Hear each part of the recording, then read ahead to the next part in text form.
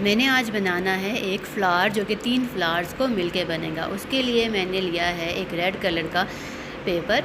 इस पेपर के ऊपर मैंने सर्कल बनाना है, जो बहुत ध्यान से बनाना है, क्योंकि इसका अगर सर्कल ख़राब हो जाएगा तो सारे मेरे जो फ्लावर हैं उसकी लुक ख़राब हो जाएगी, क्योंकि मुझे 3 फ्लावर्स सेम ही चाहिए। ये सर्कल मैंने बनाया है। अब मैंने इसे काट लिया है। काटने के बाद अब मैंने इसे इस तरह से तह लगानी है कि मैं इसका फ्लावर बना सकूं और ये 3 कोनी शेप में मुझे हासिल हो जाए। पहले एक फ़ोल्ड दिया मैंने और फिर मैंने दूसरे फ़ोल्ड के लिए एक पेज को एक साइड को इस तरफ कर दिया और दूसरी साइड को दूसरी साइड पे, क्योंकि अगर एक ही साइड पे करूँ तो तहें जो हैं वो ख़राब हो जाती हैं। इसीलिए मैंने एक ही साइड पे दोनों तहों को नहीं दिया, एक साइड को अलग से दिया और दूसरे को अलग से। अब मैंने इसके ऊपर मार्क करना है पेंसिल से कि मैंने इसकी कटिंग कैसे करनी है। ध्यान से मैंने इसे मार्क किया है, क्योंकि ऊपर वाली जो नोक है वो इसके दरमियान में आनी चाहिए, पेज के दरमियान में। अब मैंने इसे जो मार्क किया था उसे ध्यान से काटना है। अब मैंने इसे ऐसे काटना है कि जो पत्ती मैं बनाना चाह रही हूँ, जो शेप बनाना चाह रही हूँ, सेम वैसी ही बने। अब ये मैंने बना लिया है इसे इस तरह से। अब इसे ओपन करूँगी तो ये बन गया है एक फ्लावर। अब ये फ्लावर तो मुझे मिल गया है, लेकिन इसकी एक एक पत्ती को अलग अलग से मैंने अरेंज करना है ताकि ये फ्लावर की लुक आए, क्योंकि अगर मैं ऐसे ही तीनों फ्लावर्स को पेस्ट कर दूंगी तो वो बिल्कुल अच्छी सी लुक नहीं आएगी। वो बिल्कुल ऐसे लगेगा जैसे कटिंग हुई हुई है और बिल्कुल कटिंग ही शो होगी। और इस तरह से फिर ये सारे जो फ्लावर्स हैं ये बिल्कुल खड़े खड़े से नहीं होंगे, इनकी कोई भी पत्ती खड़ी खड़ी से नहीं होगी, ये बैठे बैठे से हो जाएंगे। तो इसीलिए मैंने एक एक पत्ती को अलग अलग से मैंने अरेंज करना है। कोई भी इसके लिए बारीक चीज़ ली जा सकती है, कोई पिन ली जा सकती है, स्केल्स की मदद से भी ये इन्हें ऐसे अरेंज किया जा सकता है। ये हो गया मेरे पास 3 फ्लावर। अब मैंने ले लिया है एक येलो कलर का पेज। इस पर मैंने 2.5 सेंटीमीटर को मार्क किया है इस तरह से दोनों साइडों पे, क्योंकि मैं पेज को कट करती हूँ स्केल की हेल्प से। तो स्केल की हेल्प से पेज को कट करने में ये मार्क्स मेरी हेल्प करेंगे। इसे मैंने स्केल को रख के काट लिया। ये हमारी बन गई स्ट्रिप। अब स्ट्रिप को मैंने दरमियान में से इस तरह से फ़ोल्ड कर लेना है।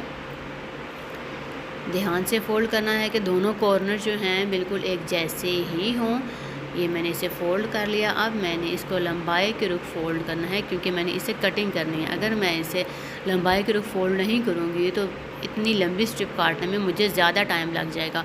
इसीलिए मैं इसे फ़ोल्ड कर रही हूँ। फ़ोल्ड करने के बाद मैंने थोड़ा सा निशान लगाना है, पेंसिल से मार्क करना है कि इससे आगे मेरी सीज़र ना जाए।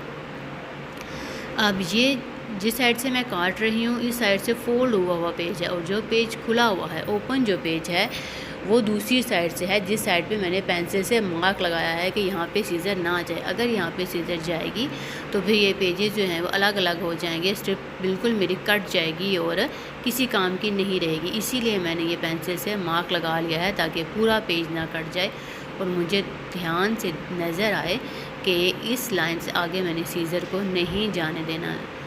बहुत बारीक भी मैंने इन्हें नहीं काटा और बहुत मोटा भी नहीं, दरमियाना से साइज़ में मैंने इन्हें यहाँ पे कट लगाया है ताकि ये बिल्कुल सही से यहाँ से कटते जाएं।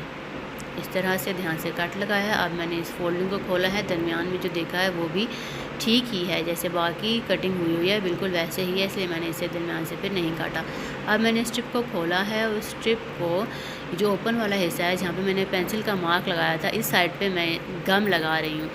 अभी मैं गम इसलिए लगा रही हूँ ताकि जो मैं इसे डिज़ाइन बनाना चाह रही हूँ वो डिज़ाइन मज़बूत हो। ये ना हो कि जब मैं इसे रोल करने लगूँ तो एक पेज कहाँ जा रहा हो दूसरा कहाँ, तो ये बहुत ज़्यादा रोलिंग के टाइम पे मसला करता है। दरमियान में गम लगाने के बाद अब मैंने स्ट्रिप की इसी साइड पे, ऊपर वाली साइड पे भी गम लगानी है, और ध्यान से लगाने है कि वो जो ऊपर मैंने कटिंग की हुई है उसकी तरफ ये गम ना चल जाए। अगर उसकी तरफ जाएगी तो फिर जो फ्लावर के दरमियान में लगाने के लिए मैंने इसे काटा है वो बिल्कुल मेरी चीज़ ख़राब हो जाएगी और फिर वो फैलेगी नहीं, और जब फैलेगी नहीं तो फिर मेरा फ्लावर भी अच्छे से नहीं बनेगा। अब मैंने इसे रोल करना स्टार्ट किया है, और रोल भी मैं ऐसे कर रही हूँ क्योंकि मैंने इसको नीचे की साइड पे जब मैंने गम लगाई हुई है तो गम हाथ को भी लग रही है। अगर हाथ को लगेगी तो फिर बाकी जो ऊपर कटिंग वाली जगह है वहाँ पे लग जाएगी और फिर ज़ाहिर सी बात है लुक ख़राब होगी। इसलिए मैंने इसे ध्यान से यहाँ से फ़ोल्ड किया है। फ़ोल्ड करते हुए देखा है कि गम भी चिपकती है। अब लास्ट कॉर्नर पे जो है वो गम नहीं लगी हुई थी, क्योंकि मैंने इसको कटिंग वाली जगह पे गम नहीं लगाई थी, तो मैंने वहाँ पे गम लगाई। अब मैंने इसे फैलाना है, तो मैंने इसे यूँ ध्यान से फैला दिया। ये दरमियान का जो हिस्सा है वो मेरा बन गया। अब मैंने तीनों फ्लावर्स को आपस में जोड़ना है। कैसे कि इसके मिड में गम लगा के अच्छे से इसे मैंने ऐसे जोड़ा है कि ऊपर वाले की पत्तियाँ दूसरे वाले की पत्तियों के दरमियान में आए। सिमिलरली जो मैंने थर्ड फ्लावर को जोड़ा है वो भी देखा है कि जहाँ पे खाली सी स्पेस नज़र आ रही है वहाँ पे जाके ये फ्लावर सेट हो जाए। अब मैंने स्ट्रिप की मदद से जो बनाया था छोटा सा फ्लावर, वो मैंने इसके दरमियान में एडजस्ट कर देना है ऐसे ध्यान से कि ये अच्छा सा लगे। और ये बन गया मेरा फ्लावर, और ये मुझे तो बहुत प्यारा लग रहा है।